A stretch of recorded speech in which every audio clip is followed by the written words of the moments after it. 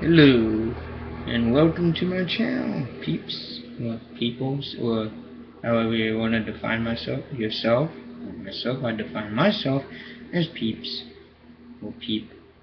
Peep is good. Not the little marshmallow candy. Don't think about that. I'm not that type of peep. Anyway, I'd like to talk about Dragon Age Inquisition. I've played it before, and I love the game still. The questions I had arised from Dragon Age 1, Origins, of course, to Dragon Age 2. Dragon Age 2 did never answer. But when I played Dragon Age Inquisition, the questions we probably would all have from Inquisition would be left from the DLCs that we have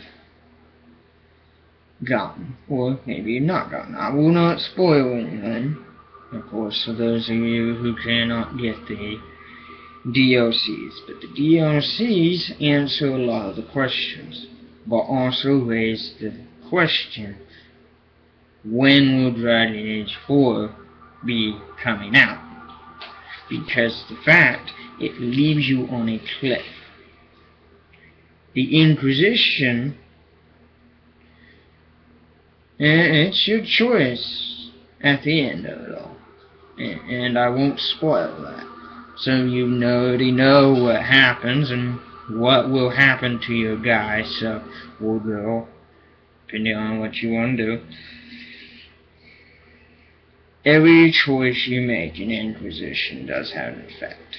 And I've realized this across the 20 playthroughs I've done on it, of all different characters, dwarves, elves, humans, Kanai. I've been just about everywhere, and still now I am finding things I would not have seen before.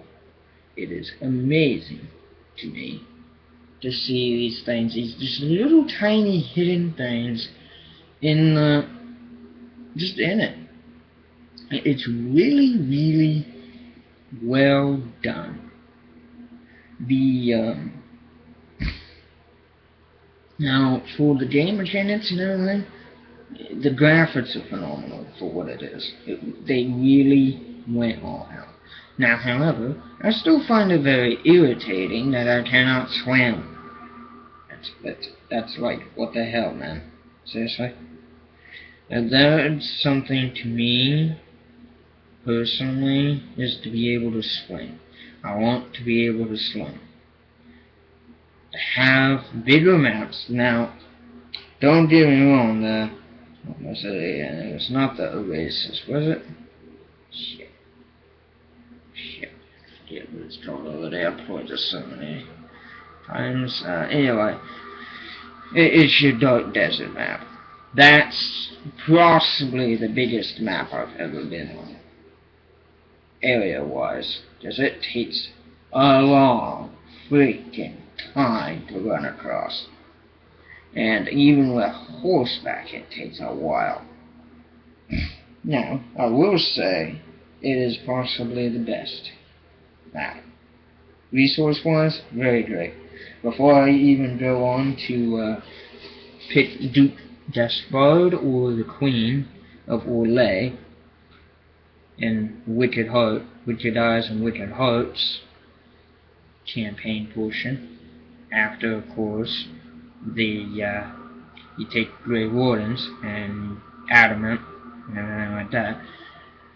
I usually go over there, close at, of course, level 11s for mages and usually level 12s for warriors and stuff, and close every fade lift there and get myself to a level 15, 16 in that range.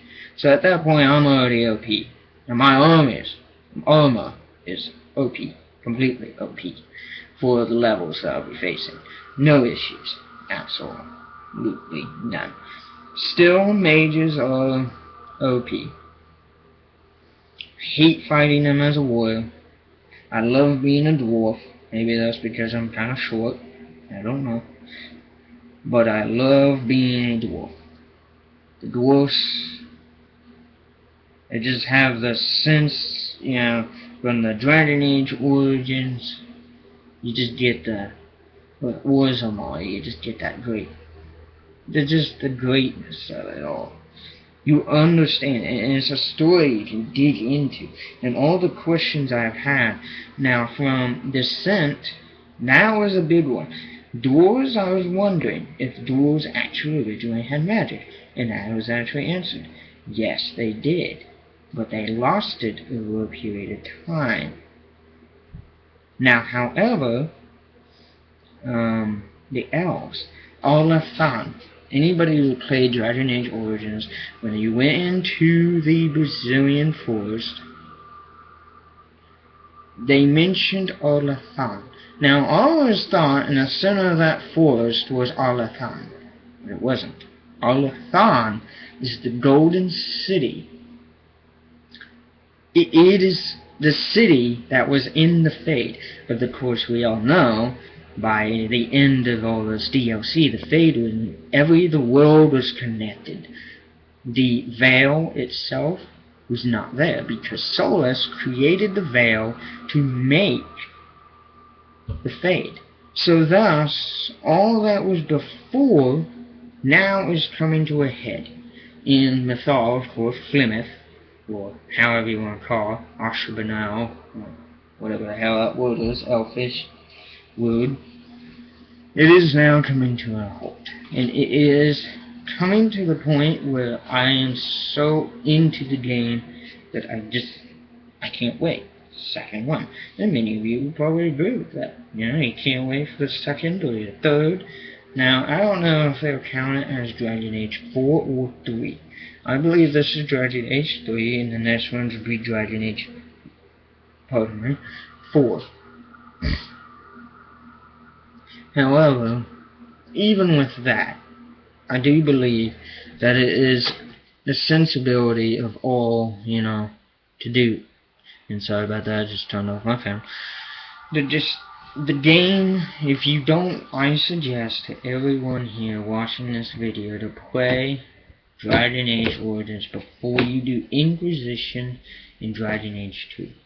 Dragon Age 2, mind you, is annoying. It is kind of the worst one out of the series itself. It is bad. But its story is still gripping. It keeps you in it. It just makes you keep wanting to go forward. Inquisition answers all the questions that would happen. The Mage War was nothing compared to what is about to happen to Thedas, of course. Plymouth returning as Mythal, Solus as Dread Wolf, and in Origins, some of you might remember from the DLC when you were all of Amaranthine, you would have the choice of helping one of these,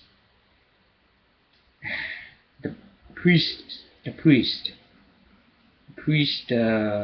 whatever he was, the ones that walked into the Golden City. Now, however, everything that was there, when Corypheus revealed that it was all, and he is right, for what Corypheus was saying is it was already corrupted, because what had happened was that Darkspawn were actually in the Veil. They were in the Fade. They were created by one of the elven mages that became very, very powerful. Of course, and became gods. So thus, they went into this. I read all into the story, and you gotta read into it, but it flew through a void and became very corrupted, and thus became the first very Darkspawn. And I believe, and I have a suspicion, that this Darkspawn will come into the 4th game as the most powerful enemy in all. Everything with it itself, that's how you wanna put it. But Origins answered a lot. Dragon Age 2 gave a lot of questions. Corypheus is dead, but he's not dead. He went into the Fade. Corypheus could not be killed. He still cannot be killed, due to the fact that he can augment his life. And the same thing from the Magister of old that we killed back in Origins. Or let live. He lives forever. He has the ability to jump to one dark spawn to another. No matter what we do. Even if we sell it with the veil. But when the veil, the Fade itself, joins into the world, what Corypheus is wanting to do, except his idea would destroy it. Solus is the same, destroy it, but renew again. He just wanted power of the god. I don't know, it's better than that. Neither of them sound pleasing, but I have a oddly suspicion that in Dragon Age 4 you have probably a choice to become either good or extremely bad. And when I say extremely bad, you probably will have a choice, depending on how you want to depict bad. It's probably just the lesser of two evils either way. But to go on the Flemeth's Mythal side, or to stay on the Maker's side of the battle would be my best guess. And the game itself is just, from what I read, 2016, 2017 is Dragon Age 4's release dates. Whether that's true or not is beyond me. We know it now. Game's a year old, coming up, almost a year old. And I got it. It was good when I got it, because I loved it. I fell in love immediately. The game itself, we're gonna see, yeah. We're gonna see. Now, you just gotta keep posted on Dragon Age. Well, look, I recommend to all who have not played it to play this. Its story is fantastic. Yes, it's not your first-person shooters. Who cares? I recommend, however, you play that on either Xbox One, PC, or PS4. Just due to the fact you get better graphics rendering, technically, from what I understood. Alright, well, for those of you who have not played it, please play it. You will enjoy the story. It is very good. Don't hate this video if you hate the game. It is very good. Hit that like button, and bye!